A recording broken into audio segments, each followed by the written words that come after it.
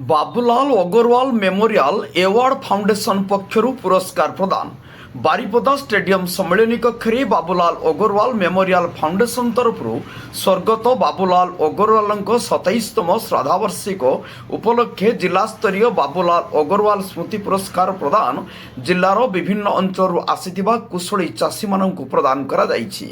उक्त कार्यक्रम रे राज्यसभा सांसद ममता महांत मुख्य अतिथि भावे जोग देइथिबा समय अन्यान्य सम्मानित अतिथि भावे जिला परिषद अध्यक्षा भारती हांसदा बारिपदा नगरपाल कृष्णानंद महांती वरिष्ठ नागरिक मुरलीलाल शर्मा और सद्भावना समिति प्रतिष्ठाता पूर्णचंद्र बगुड़ाई प्रमुख समेत सहर बहु मान्यगण्य व्यक्तिविशेष सांबादिक बंधु माने योगदान करथिले।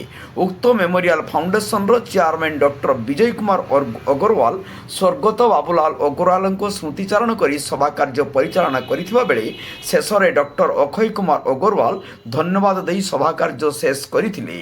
बारिपदारू गौर दासगिरी को रिपोर्ट जनता एक्सप्रेस।